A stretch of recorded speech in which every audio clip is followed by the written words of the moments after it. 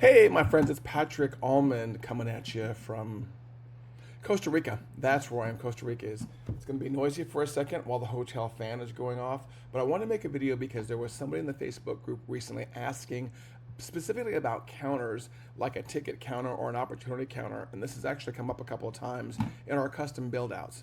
So if you ever obviously want something like this, retain our team, we can take care of this for you, but I'm also going to walk you through how I would do this. And I did this for my hotel yesterday. I apologize if the video and audio quality is not of the usual Patrick quality, but like I said, I'm in Tamarindo, Best Western, and not in the Patrick Home Playmakers studios. So here's the scenario. You wanted to have an opportunity number or some kind of other number counter that increments or decrements as the result of you doing something. I think the particular question was something about, I think what I'm replying to is a guy was asking about an opportunity number. So I'll walk you through how to do that because HighLevel can do this, no problem. And then I'm going to give you a bonus of how to do it and maybe make it unique for each year also, or maybe throw the year in there.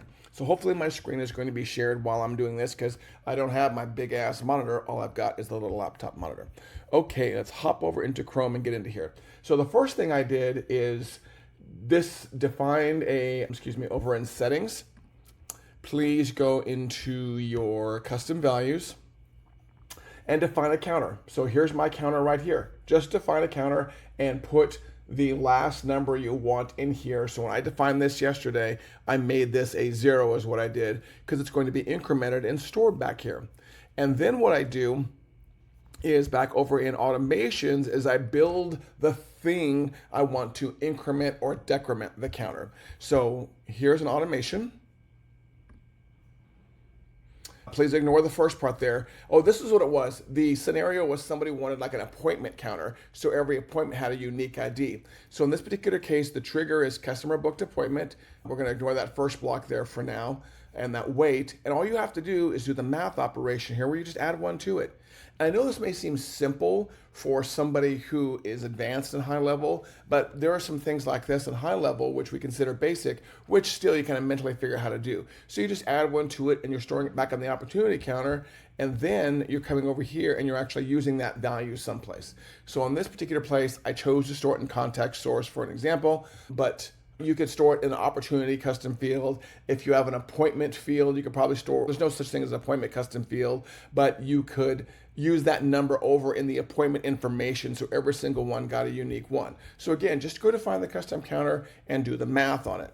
Now, what's really cool, well, first of all, what are some scenarios you might want to do this? You're like, Patrick, you show us all this cool stuff all the time. You are the man, Patrick, but what in the world would I use this for?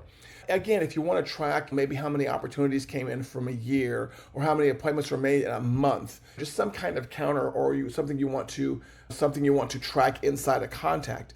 Another time where this would be good is one of my recommended charting dashboarding tools is one called DataBox. And in DataBox, you can define a custom metric you want on a dashboard, and then via HighLevel, you can ping that custom metric and increment it and decrement it, and then it'll show over on the dashboard. And that's for things that are non-standard. Obviously, HighLevel's dashboard has a bunch of good metrics for standard things, but maybe there's just some really weird non-standard thing, like the counter for a particular contact source or something like that. So it's just useful to have in your hip pocket. But I decided to get fancy the other day. It may have been the rum, it may have been the heat, it may have been the sunburn. I don't know what it was. So what I did as part of this, because I don't know how to do plain, I know how to do fancy, is when I defined my custom value for my counter, I also defined a custom value for the year.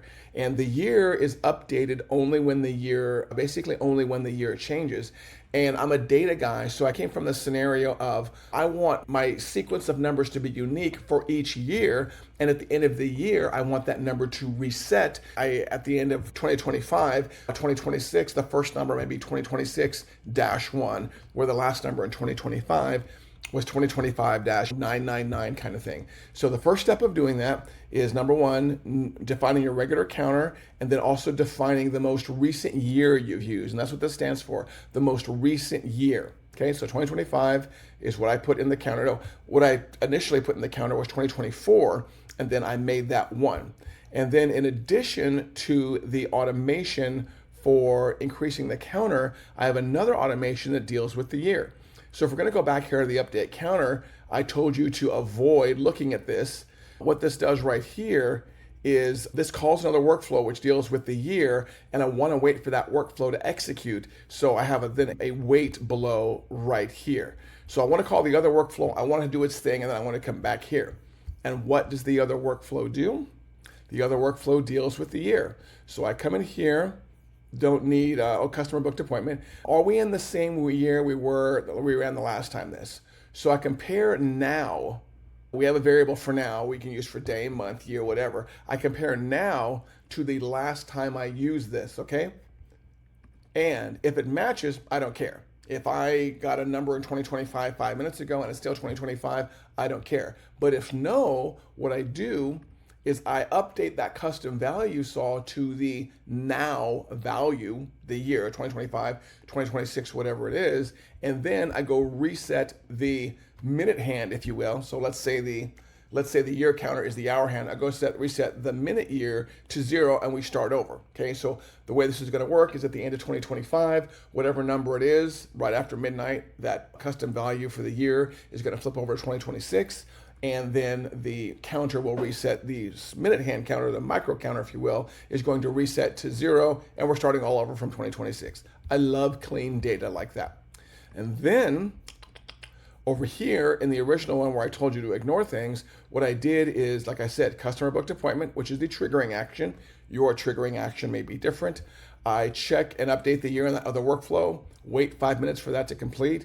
And then if you noticed in the contact field here, whatever you're going to update, what I did is I have the custom value for the year dash the custom value for the actual counter. And so what you end up with over here in my test instance is I can now go to my contacts. I'm going to play with my columns. I'm going to get rid of all the columns I really don't care about right now. I'm going to add in, I think I was using either it was a contact source. Okay, it was just source. Let's go down here to our S's. And those are the W's. Patrick doesn't know his alphabet very well. Click on source.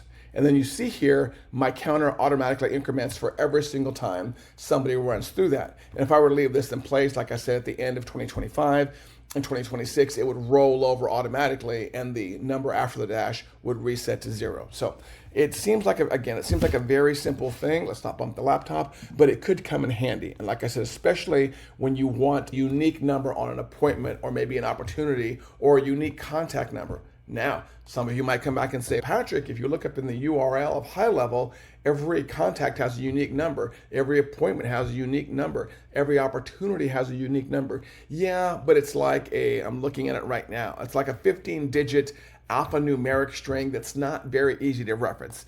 It's much easier for me to say, oh, we had to cancel appointment number 22 versus we had to cancel appointment IWF7E, capital P, MX, capital E, XC, 2, capital K, capital Y, lowercase v, LL, MN, capital V. That is a mouthful and it blows and sucks at the same time. So if this is useful for you, please let me know in the comments. Let me know how I can improve it. As always, like, comment, share, do all that stuff. And for those of you who are avid YouTube fans of the YouTube channel, I'll make sure I upload this over there also into the HighLevel playlist. So this will go along with all the other videos I've been doing over the years. As we say in Costa Rica, pura vida. Hopefully this has been useful. Talk to you soon. I'm heading to the Kicking SaaS Summit here in about an hour or two. Take care. Have a great, great day.